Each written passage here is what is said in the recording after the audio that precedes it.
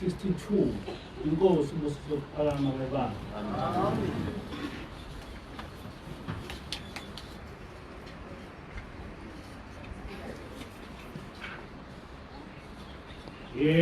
Izono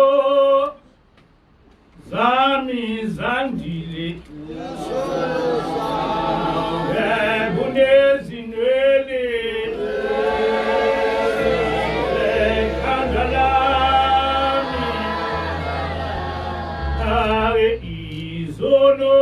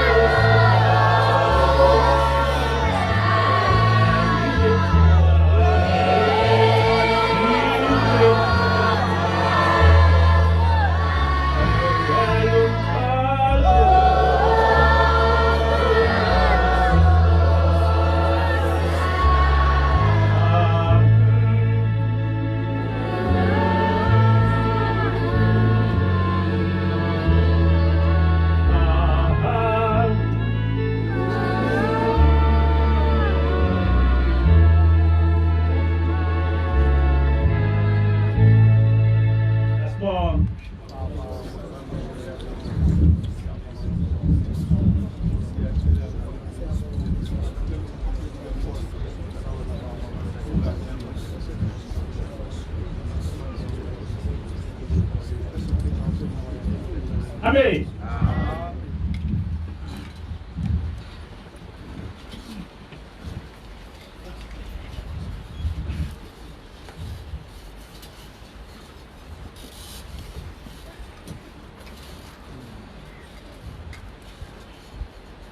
Isihloko esikhuluma ngaso sithi inhliziyo embi ayinasabelo embusweni wezulu. Inhliziyo embi ayinasabelo embusweni wezulu. Incwadi kaMathewu 5 verse 8 to 10. Babusisiwe abanenhliziyo ehlanzekileyo ngokuba bayakubona uNkulunkulu. Babusisiwe abalamulayo ngokuba kuyathiwa ngabantwana bakaNkulunkulu. Babusisiwe abazingelwa ngenxa yokulunga ngokuba umbuso wezulu ungowabo. Amen. Le ncwadi engiyifundayo ejwayelekile inkulumo kaJesu. Ngelinye ilanga ubaba ilanga ishumayela uthi njengoba silapha wayishumayela esontweni, njengoba silapha sehlukene kathathu, phakathi kwethu kukhona abantu basezulwini, bese kuthi futhi phakathi kwethu kube khona abantu basemhlabeni. Wayesethi kukhona nabantu basesihogweni. Wayese uyakuchaza lokhu ukuthi umuntu wasezulwini umuntu onjani. Ukamchaza-ke umkhokheli ekuseni ukuthi umuntu wasezulwini umuntu ngaso sonke isikhathi oninga ngoNkulunkulu. Umuntu wasezulwini umuntu owesaba uNkulunkulu. Umuntu wasezulwini umuntu othanda uNkulunkulu ngenhliziyo yakhe yonke nangomphefumulo wakhe wonke nangengqondo yakhe yonke. Umuntu wasezulwini umuntu ogcina imiyalo kaNkulunkulu. Uma uNkulunkulu ethi into ethize angiyifuni, nawe ungayifuni. Uma ethi uNkulunkulu into ethize ngiyayithanda, nawe ungayithanda. Ngiyafisa ukuthi niqonde lokhu ukuthi njengoba sathuna ukuthi sikhulume indaba kaNkulunkulu yedwa, nazi ukuthi ukhiye wokholwa umi kanjani. Nonke lokhu kuhlale ezinhlizweni zenu ukuthi uma ufuna ukuba umuntu wasezulwini, uma ufuna ukuthi ngelinye ilanga ukuthi ma umphefumulo wakho uhlukana nenyama bese uya ezulwini, ubosifundisa ukwesaba uNkulunkulu. Usifundise ukuthanda uNkulunkulu ngenhliziyo yakho yonke nangomphefumulo wakho wonke nangengqondo yakho yonke. Uma ngabe ufuna ukuya ezulwini, ubofundisa ukugcina umthetho kaNkulunkulu.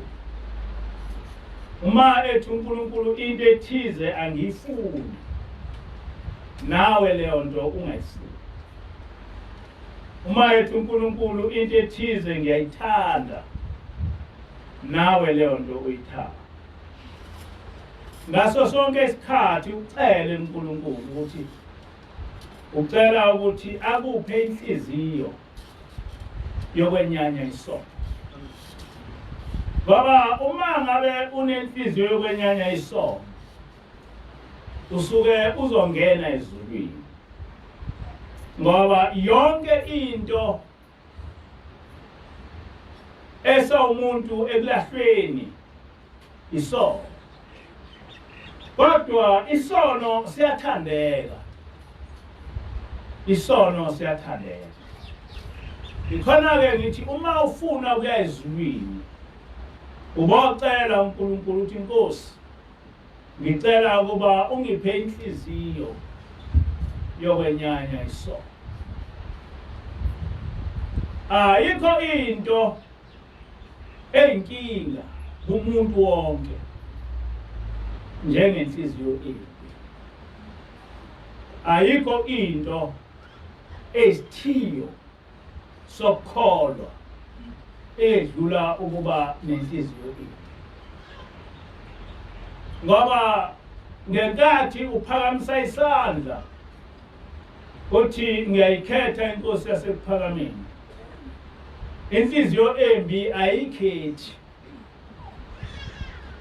Ngenkathi uphakamisa isandla uthi ngiyayikhetha inkosi yasekuphakameni, ngenkathi ungena emanzini ubhajadiswa, inhliziyo embi ayibhabhaseki.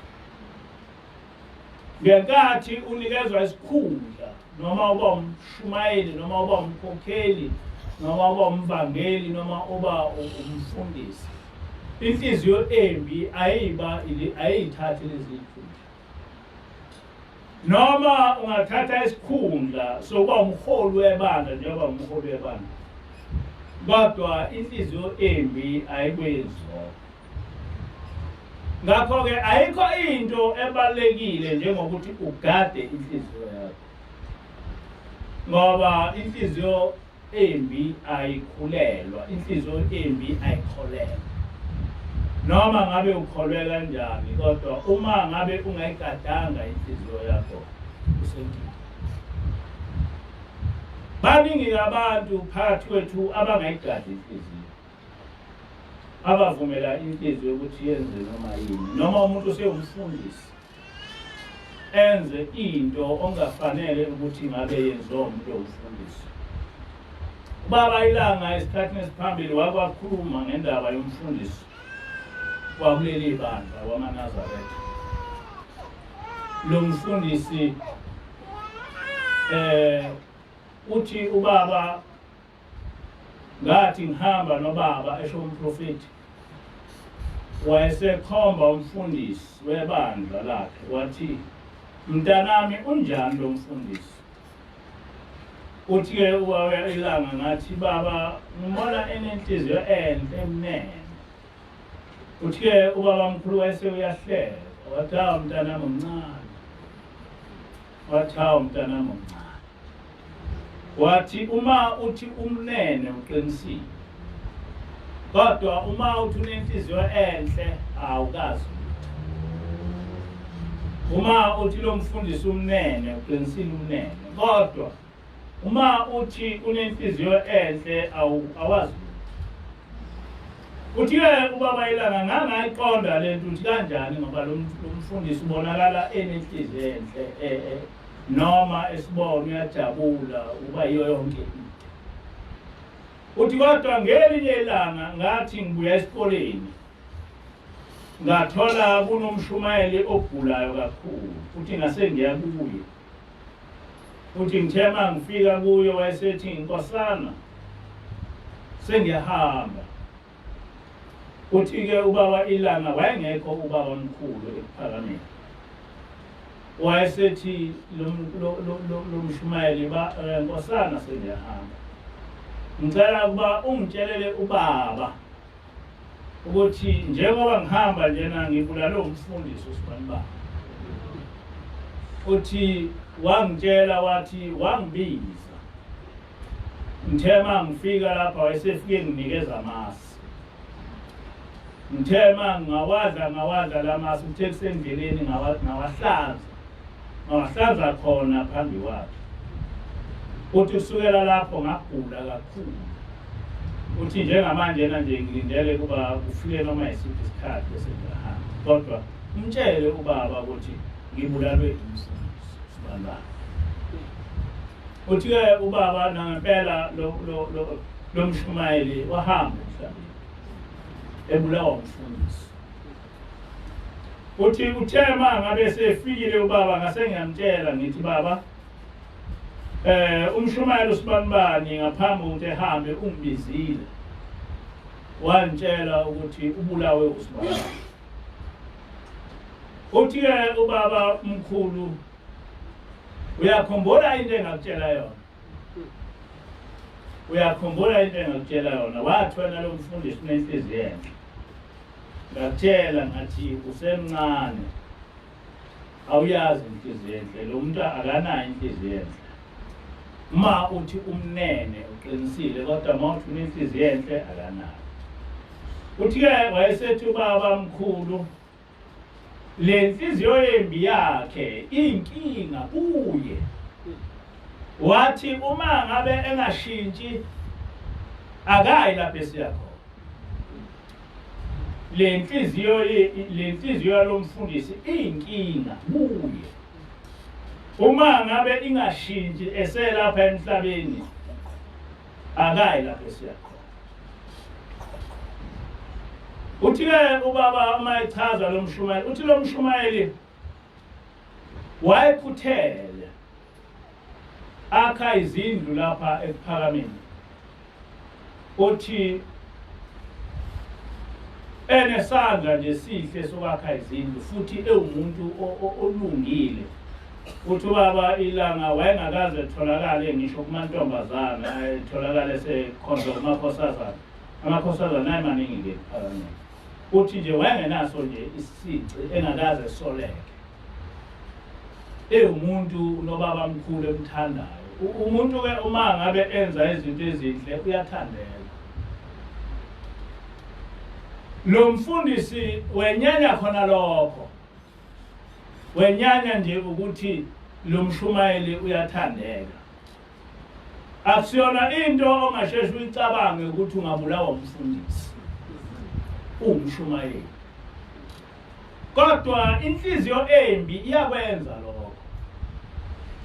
Ayikho abantwana basezulwini into eyinkinga njengenhliziyo. Ngoba inhliziyo embi noma ungathola isikhundla esingakanani phambi kaNkulunkulu, kodwa yona ayikho. Namhlanje ngiyafisa ukuba ngikhulume ngenhliziyo. Ngoba sizothi sesikholiwe saphelela. Kodwa inhliziyo isiswe ekulahlweni. Ngake ngasho ngathi wathi baba ngelinye ilanga ayikho into ebuhlungu njengokuthi uhlale nabantu abakholiwe njobahleli. Kodwa uthi mangawe usuya sekufanele ukuthi uye ezulwini. Bese ungayi ezulwini, ungahlangani nathi. Uthi-ke ubaba mkhulu kubaba ilanga. Lo mfundisi le nhliziyo yakhe inkinga kuye. Uma ingashintshi akayi lapho esiyakho. Manje na-ke injalo inhliziyo. Nathi sinaleyo inhliziyo. Inhliziyo engakholwa noma umuntu ekholwa kodwa ingamvumeli. Njengoba silapha abantwana basezulwini siyahamba siya ezulwini. Ufanele usikhethele wena ukuthi ufuna ukuhamba nathi. Uyafuna yini ezulwini? Ngoba njengoba silapha njengoba sihlale sikhuluma nje kunengilosi lapha phakathi kwethu. Njengoba le ngilosi phakathi kwethu izosimema ukuba siye lapho ekhona. Izosimema ukuba siye lapha umprofeti ekhona. Izosimema ukuba siye lapha ubaba ilanga ekhona. Izosimema ukuba siye lapha inyanga izulu ikhona. Ngiyafisa ukuba niqonde lokho. Noma beningakwazi niqonde ukuthi lento esiphethe inkulu kakhulu. Ayifani nanto lapha emhlabeni. Lento esiphethe inkulu ezulwini ayifani nanto lapha emhlabeni. Uma siqala sikhuluma indaba kaNkulunkulu njengoba sikhuluma nje. Ningakhohlwa ukuthi uNoah usaphila. Ningakhohlwa ukuthi uAbraham usaphila namanje. Ningakhohlwa ukuthi uMose usaphila namanje. Ningakhohlwa ukuthi uJesu usaphila namanje. Ningakhohlwa ukuthi bonke abaprofeti abake babakhona bethunywe uNkulunkulu basaphila ezulwini. Ningakhohlwa ukuthi ubabamkhulu uyaphila ezulwini. Ningakhohlwa ukuthi ubabilanga uyaphila ezulwini. Ningakhohlwa ukuthi ubabanyanga izulu uyaphila ezulwini. Ningakhohlwa ukuthi bonke laba abantu engibabalayo bahlupheka njengathi. Kwake kwaba khona isikhathi lapha baba khona emhlabeni. Kwake kwaba khona isikhathi lapha laba abathunywa njengoba sithunywa nje. Kwaba khona isikhathi lapha abathi mabethunywa bathukwa. Kwaba khona isikhathi lapha abathi mabethuka benziwa ibilima baba izinto njenganamsebenzi okhunywa noma yini ngazo.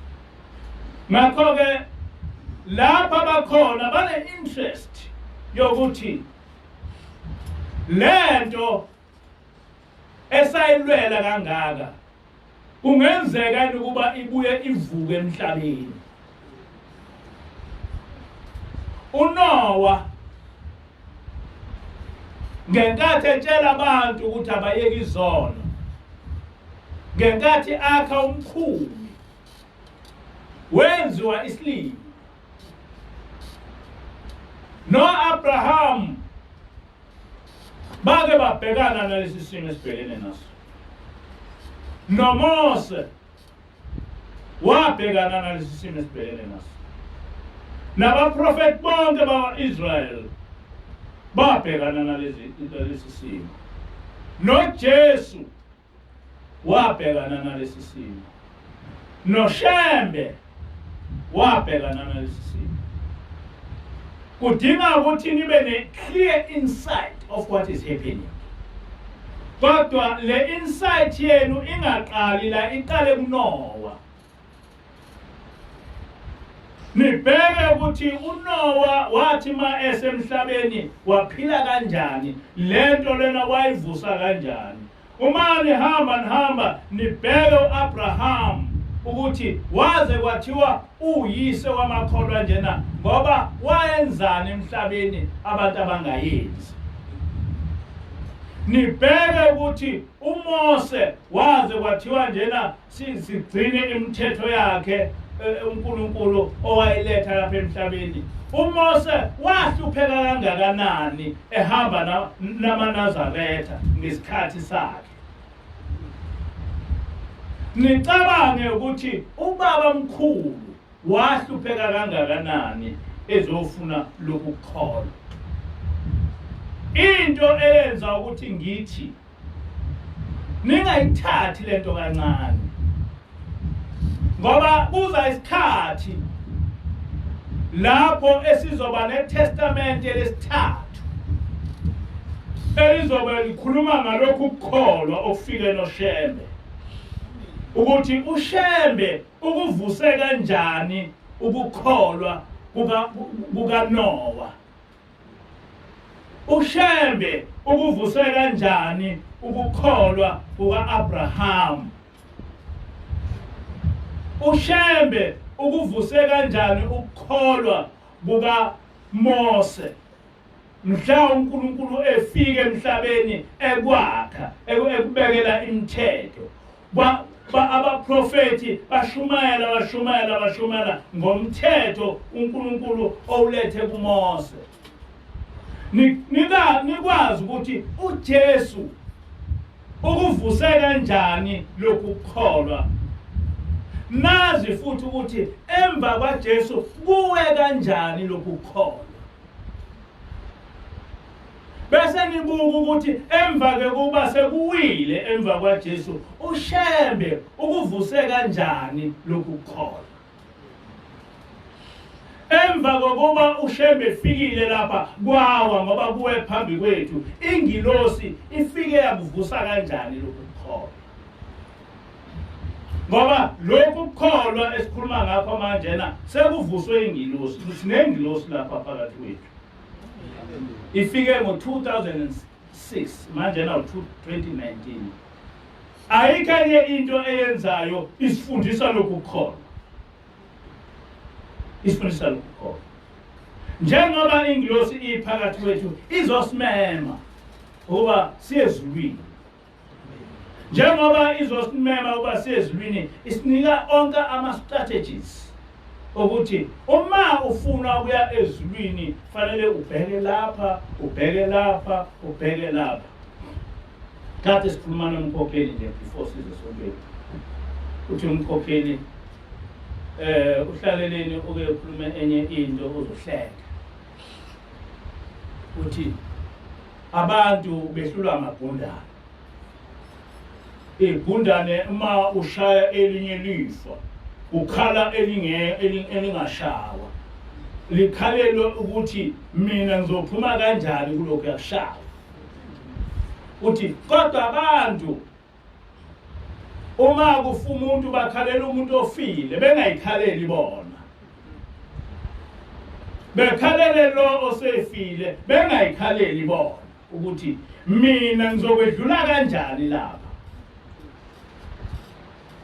ngiyajabula ngoba sebebaningi abantu lapha ngeke ngibabone befike benikela bethi inkosi ngicela ukuba ngithi mangihamba emhlabeni uNkulunkulu angikhumbule inkosi ngizonikelela ingilosi yami ukuthi ingasoki sebebaningi abantu engibabona benalo umnikelo bese ngiyabona ukuthi sekukhona ukucabanga abasedlulwa ngamagundane la beshiwo ingilosi ukuthi abantu in thinking bedlulwa ngamagundane ngoba uma igundane libona elinye lifa aphela onke ngaleso sikhathi ehlakaniphe onke ngoba uthi ke ingilosi igundane likhalela lona uma ngabe ushaye elinye ulibulala lizikhalela lona ukuthi konke nami ngizodlula lapha nalomuntu engishaye bese lilwela ukuthi ngizoyivikela kanjani kulokhu yana uthi kodwa abantu abakwenzwa uma kufa umuntu bakhalela umuntu kanti kufanele ngabe bafunda ngabo ukuthi konke nami ngizokufa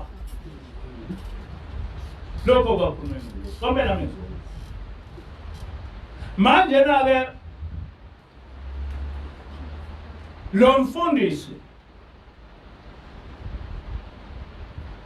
ubaba mkhulu wayethi njalo uma esesontweni ngoba wayemthanda lo mshumayeli ebese ekhuluma ngaye ethi hey umuntu owabulala umfundisi wami kwezinto lo mfundisi wayesedliwa unembeza uthi ubaba mkhulu ukhuluma ngaye ngoba uyazi ukuthi wabulawa nguwe wayese uyahlubuka kuleli bandla thema esehlubukile kuleli bandla wayese uyagula kakhulu uma esegula kakhulu ubaba uma emchaza ukuthi wagula waze waphuma impethu wavutha esaphila njengalo unomkhwayi uthi kwakuye kufika abantu beyinkonzo bezombona uthi ma befika bezombona uthi kwakuye ukuthi ma sekusebusuku ebese uyakhuluma ethi hey umuntu owabulala umshumayeli kaShembe mubi esho lapho esevutha uthi basebezwa laba bantu ukuthi lo muntu nje kanti uyisimo esinjena wabulala umshumayeli kaShembe uthi ayesefika amakholwa amangizazi noma kwakungamaweseli noma ngamaluthela athi hamba uye kuShembe uyozivuma lesi sono uthi ke lo muntu wathi angeke ngiye uShembe ngamane esale nezulu lakhe angeke ngiye uShembe wangithuka uShembe wanginuka wathi ngabulala umshumayeli wakhe. Ngakho-ke ngamane esale nezulu lakhe ngeke ngibuyele ephakameni. Kodwa ukuthi ubulale umshumayeli kaShembe babezwa ngaye ebusuku lapha sesha, babezwa ngaye. Kodwa uma sebemeluleka bethi hamba uyocela intethelelo, ethi ngeke uShembe ngamane esale nezulu lakhe. Uthi-ke ubaba Ilanga, uma umuntu esethi uShembe ngamane esale nezulu lakhe, lo muntu usuke esekhethe isihogo, ngoba njengamanje na ikhiye zezulu ziphethwe uShembe. Basho babila. Njengamanje ikhiye zezulu ziphethwe uShembe. Ngikhuluma ngenhliziyo embi. Waze wafa lo mfundisi waya esihogweni. Ngizokhuluma indaba ende ngaye. Kodwa nginitshela ukuthi inhliziyo embi ayinamfundisi. Futhi inhliziyo embi ayinangane. Noma ngabe uyingane encane kwa-90 zini. Kodwa futhi ngifundisa ukuthi inhliziyo embi akungakho ukuthi uma ngabe usuyibonile inhliziyo yakho ukuthi imbi ungeke ushintshe. Noma unenhliziyo embi ungashintsha. Ngizokhuluma ngami. Ngoba into enhle into okhuluma ngawe. Abantu abaningi babekhulume ngabanye abantu kodwa bengakhulumi ngawe. Ngicabanga ukuthi ngangineminyaka ewu-14-15. Ngangumuntu owayekholiwe kakhulu. Ngifunda kakhulu iBhayibheli. Ngifunda kakhulu nesihlabelelo. Ngazalwa nje ngikholiwe. Ngabe ngangifunda, umzali wami wayesebenza ukungephuca incwadi. Ngoba sasingekho isikhathi lapho ngangifica khona ngayiphethe incwadi. Noma ngidla ngangifunda. Noma ngihamba ngiyangenzani incwadi ihlale kimi. NeBhayibheli mangihleli ngiyafunda. Kodwa umama wawangikhulumela ukukhuluma engakwazi. Wathi mntanami, ngaso sonke isikhathi ufunda iBhayibheli. Ufunda nesihlabelelo. Uyakuthanda yini ukuyezulwini? Uyakuthanda yini mntanami ukuyezulwini? Ngethunga. Wathi mina mama ngiyakuthanda. Wathi kodwa ngeke uyezulwini. Hawu. Ngathi mama ngeke ngiye ezulwini kanjani? Uthi mama unolaka. Lolu laka lichaza ukuthi unenhliziyo. Manje wathi ubaba Ilanga umuntu onolaka akangeni ezulwini. Manje ke lolu laka lwakho luzolimaza lo msebenzi wakho okuthanda khona. Ngoba uzothi usukholiwe ungayizulwini. Kusho mama esho kimi. Ngimncane ngina 14-15 years. Yangihlupha le nkulumo. Ngathi mina mama manje ngoba ngidaliwe ngenze njalo. Wathi mama akakho umuntu odalelwe ukwenza isono. Akakho umuntu odalelwe ukwenza isono mntana. Wathi uyathanda yini ukuthi le nhliziyo yakho yokuba nolaka iphele? Ngathi mina ngiyathanda mama. Wathi ubohamba uye esibhuqweni. Njalo uma uthandaza ucele uNkulunkulu ukuthi akuphe inhliziyo enhle, ucele kuNkulunkulu ukuthi akuphe inhliziyo engenalo ulaka. Uthi-ke umama uma njalo uye esibhuqweni uyicela lento, uNkulunkulu uzokupha inhliziyo enhle mntanami. Uzokupha mntanami inhliziyo engenalo ulaka. Nganginalo-ke ulaka. Manga sengithukuthele kwakungedluli kalula ukuthukuthela kimi. Ngangino inhliziyana nje embala ifakwe futhi thini. Kodwa mina ngingaboni ukuthi nenhliziyo embi. Ngingaboni ukuthi mina nginolaka. Ngicabanga ukuthi ngidaliwe. Kanti umuntu wasezulwini, ngoba umama wayesezulwini, uyabona ukuthi lo mntanami ukholiwe, kodwa le nhliziyo yakhe izokuthikameza lokhu ukukholwa kwakhe. Umama-ke wayehlakile kakhulu, ehlale nobaba ilanga. Indaba yokukholwa, indaba yasezulwini wayazi njengoba ezazi. Wayengaqala umama ukuthi engifundise ngendaba yenhliziyo embi. Waye ekuqaleni engitshele ukuthi uma ngabe ngiya esibhuqweni ngifike ngicele uNkulunkulu, ngicele ukuthi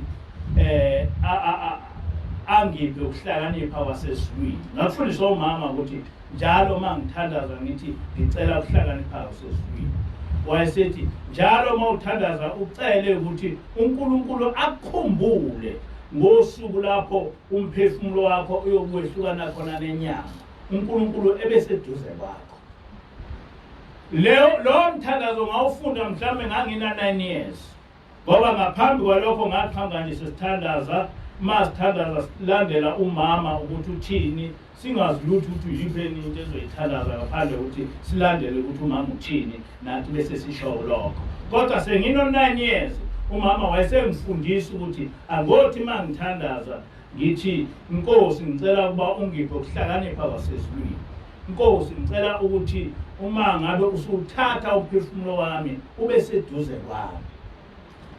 Kodwa ngithe sengina 15 years umama wayesengitshela lokhu ukuthi cela ukuthi uNkulunkulu akuphe inhliziyo enhle, ngoba uma unenhliziyo embi unolaka awuzukungena ezulwini ukholiwe.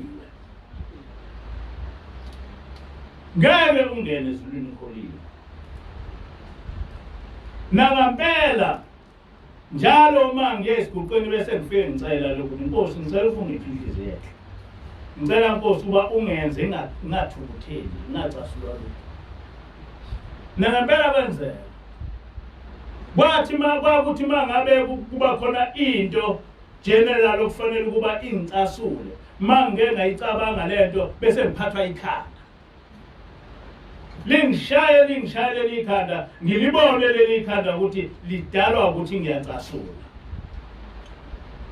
Ngenxa yaleli khanda umama njena kuba khona into okufanele ukuthi ngithukuthelise, bese ngikubalekela lokho, ngibalekela leli khanda elizongiphatha ukuthi mangeke ngathukuthela ngizogula.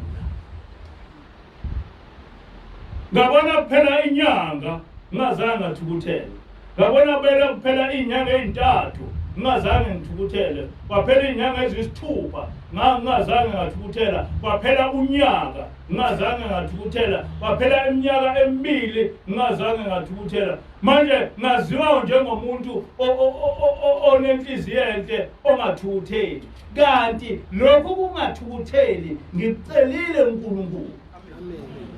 Ngikucelile uNkulunkulu.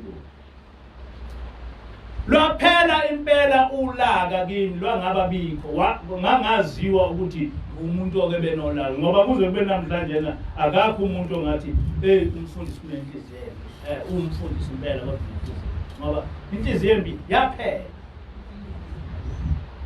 Kodwa ngelinye ilanga, angazi noma ngase kuphela inyanga embili noma ezintathu noma enjani,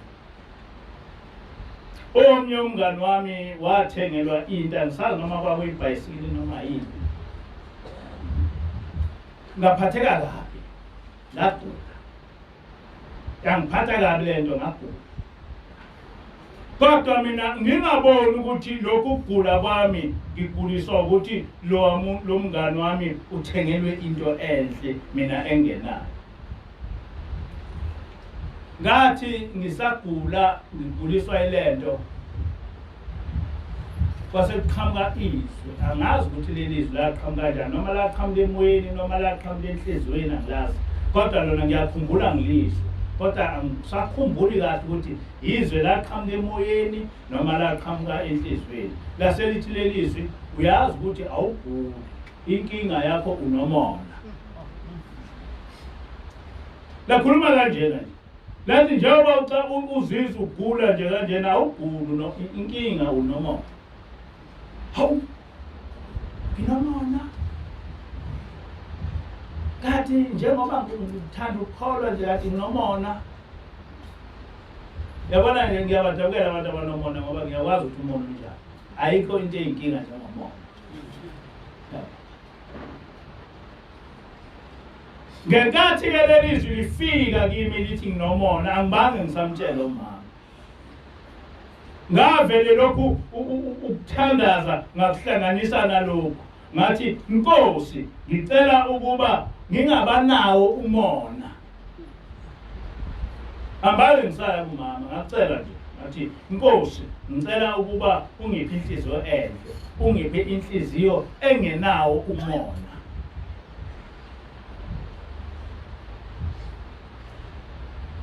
ngenkathi ngicela ukuthi ngifuna inhliziyo engenawo umona ngathi ngizwa noma umuntu ethenge into ngabe manje ngisaphatheka kabi kwafana nje kwahamba wathi umuntu mayethenge into noma enento ngijabule njengaye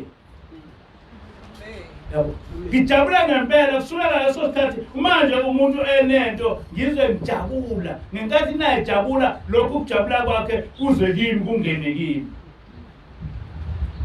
namhlanje na indaba yokuthi ngibe nolaka into engizwa ngendaba noma ngabe ngeke ngathukuthela lokhu kuthukuthela kwedlula ngaso leso sikhathi angithukutheli manje 3 hours ngithukuthela ngoba anginayo indawo yokuthukuthela ngoba ngiyakwazi kahle ukuthi ukuthukuthela njengoba ngihleli nengilosi njena ngazi kahle ukuthi uma ngithukuthela ingilosi izobaleka kimi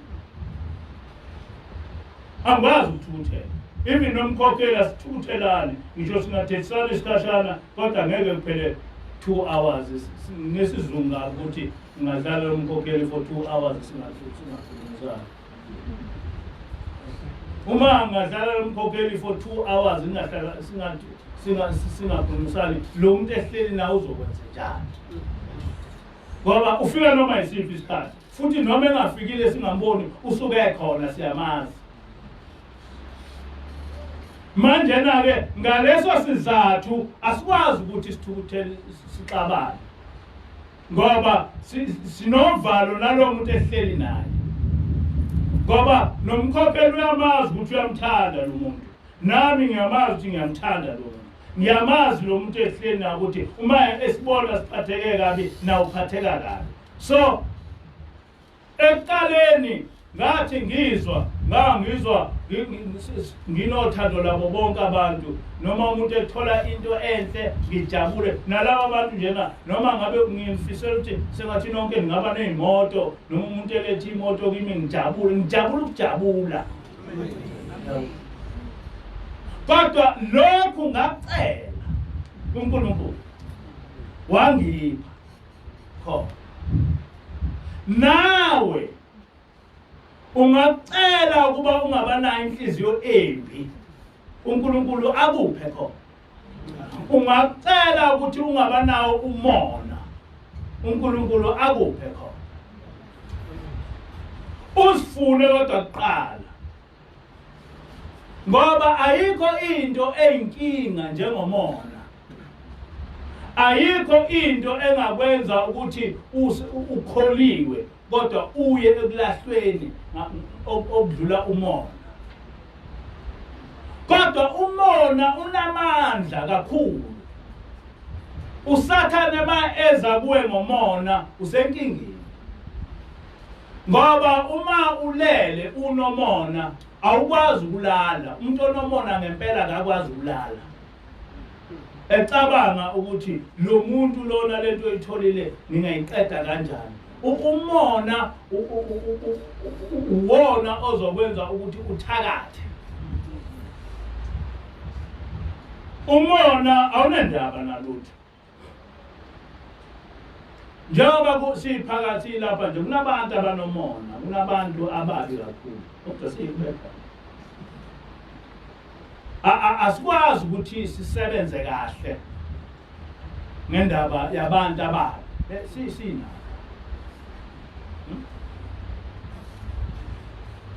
Saqala leli bandla.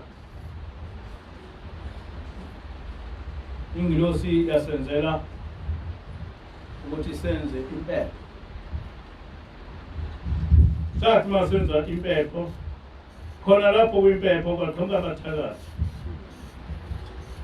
Ukuba yayingekho ingilosi ngabe safa in 6 months iqalile leli bandla. Kodwa uNkulunkulu ngoba wayefuna ukuthi leli bandla lingapheli akasithumanga sodwa wasithuma neingilosi ukuthi zisiphethe.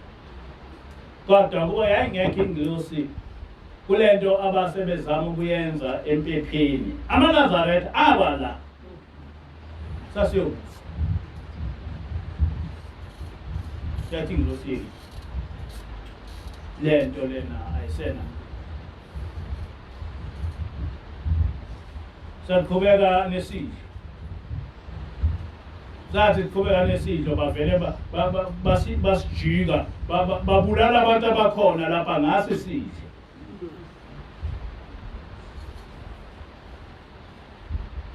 Sasiye. Lokho kwenziwa abantu kwenziwa abagcotshwa. Bebulala abantu ngesidlo. Ukube sasingenayo ingilosi sasingayibona kanjani nje sasingazi kanjani. Kulezi inyanga edlule saba nomkhosi lapha amakhandlela bawathatha manje bahamba wasebenza. Laba balapha manje ke ngithi kini anginimangaleni kodwa ngiyanicwayisa fananani namagundane nibone ukuthi lento eniyenzayo izohlupha wena kusasa. Thina uzokwazi ukusibulala kalula ungangibulala nje ngigulagule ngibe ngiphile. Ngoba ngithunywe uNkulunkulu. Kodwa wena lento oyenzayo ayizokwedlula izokuhlupha kusasa. Izokuhlupha kusasa. Ingilosi ihlale isiyala ukuthi ngaso sonke isikhathi nikuthandazele ukuthi kungenzeki lokhu ukuthi uma umphefumulo wakho uphuma uthi uma ufika ezulwini bese ubuyiswe ezulwini uzohlaliswa nesidumbu sakho. Yathi ingilosi ayikho into ebuhlungu njengomphefumulo obuyiswa esidunjini bese isidumbu sakho sibola sinomphefumulo. Intuthwane zikudle uzwa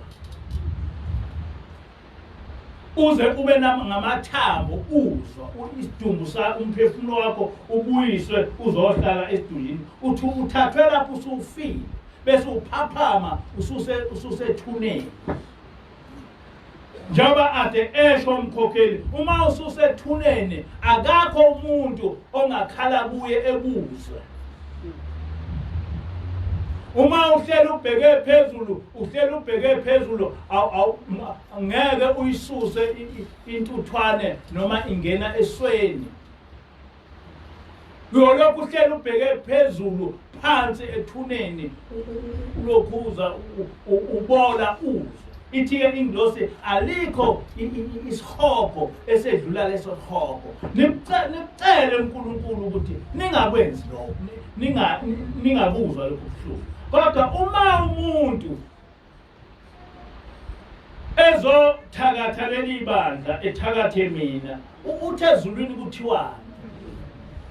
Uthi ezulwini kuthiwani? Yini eyenza ukuthi umuntu okuleli ibandla engaboni ukuthi sihleli noNkulunkulu? Yini into ezikwenza? Yini into ecabanga ukuthi uma ungasungibulala ungasusizakala ngayo? Yini? Ngabuza engilosini ngathi kuyakwenziwe yini ukuthi umuntu okuleli ibandla, ngoba umuntu okuleli ibandla uyazi uNkulunkulu, uyaye esithathephi isibindi sokuba ebulale mina. Yini yayenza ukuthi ebone ukuthi ngase ngife ngibulawe yini? Ithi-ke ingilosi ngithi mina yini yayenza ukuthi engesabi? Ithi-ke ingilosi umuntu uma ethakatha, umuntu uma emubi, kusuke kungayena, kusuke kusathane. Manje na usathane akamesabi uNkulunkulu ngoba uyisitha sakhe. Futhi usathane akamthandi uNkulunkulu. Njengoba ngithi njena thandana uNkulunkulu, is because usathane uyamenyanya uNkulunkulu. Uma ngithi yesabani uNkulunkulu, is because usathane akamesabi uNkulunkulu. Uma ngithi gcinani umthetho kaNkulunkulu, is because usathane akawugcini umthetho kaNkulunkulu. Ithi-ke ingilosi akakwazi umuntu ongene usathane ukuthi ekwesabe, akakwazi umuntu ongene usathane ukuthi ekuthande, ngoba vele usathane akamthandi uNkulunkulu. Waxoshelwa lokho ezulwini ngoba wayengamthandi. Futhi usathane uyamenyanya uNkulunkulu, futhi usathane uyakwenyanya ukuba uyabafundisa abantu ukuthi bengawugcini umthetho kaNkulunkulu. Manje na-ke umuntu mangabe eseno engena umoya kaSathane akakwazi ukuba engesabe, ecabanga ukuthi lo muntu lona akafani nami. Uthi-ke ingilosi umuntu okwesabayo umuntu okholiwe. Uthi kodwa uma umuntu engakholiwe ngeke eze kwesabe. Nami noma bengangibona benze into ngeke bengesabe ngoba basuke bengena umoya kaSathane. uSathane akamesabi uNkulunkulu. Uma engamesabi uNkulunkulu, iyini ingilosi? Yini ingilosi uSathane? Ngoba in fact uyayincenga ukuthi imjoyine. Uyini kuSathane? Kodwa ngithi asifane namagundane lana bekhuluma ngawo uNkosazana ukuthi amagundane uma elinye lifa, leli elinye liyakhala kakhulu ngoba lisuke lesaba lento eyenziwe kuleli yagundane. Manje kwenziwa yini thina uma abantu befa phambi kwethu singesabi, bese sikhalela labo abantu abafile esikhundleni sokuthi uyikhalele wena ukuthi kazi mina ngizoba njani?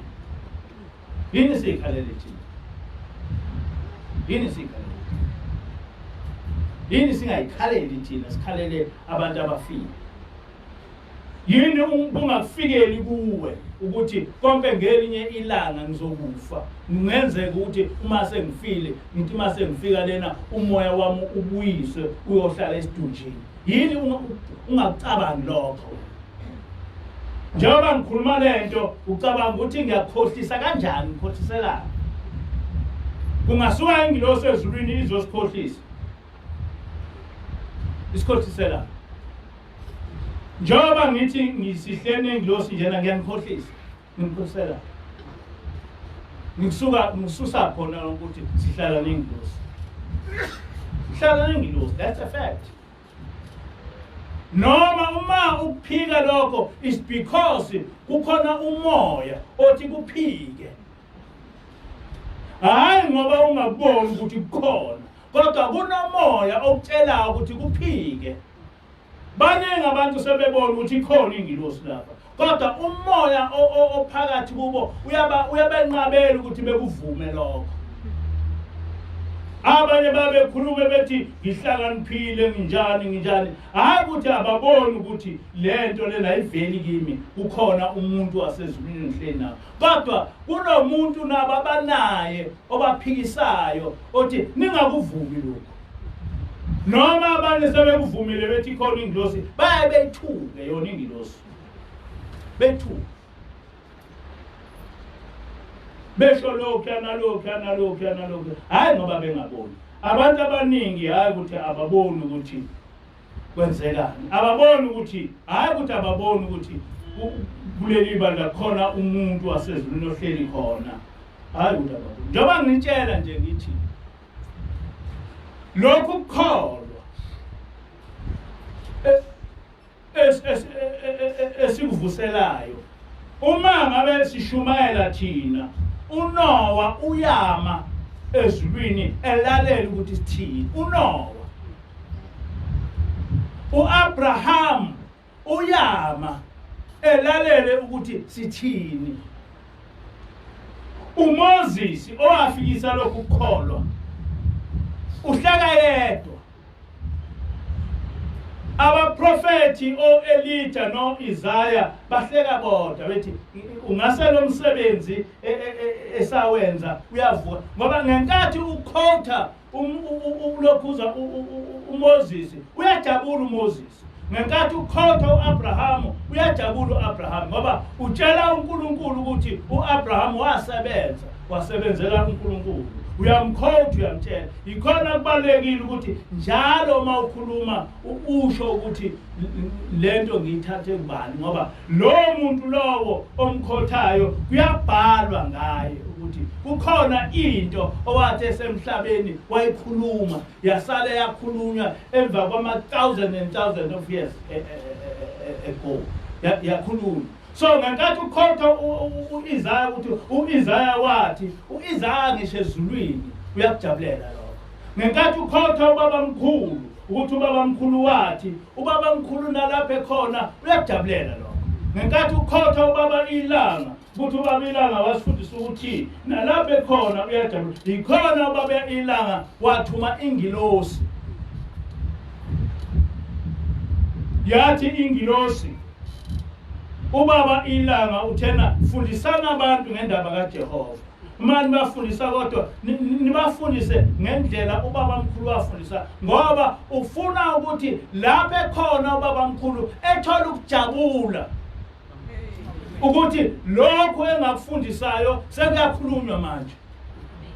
Nobaba automatically ubaba ilanga uyajabula ukuthi lento engayikhuluma ngalolu yasuku isiyakhulunywa manje emhlabeni. Kodwa lokhu kujabula kababa mkhulu nobaba ilanga, noMose uyajabula,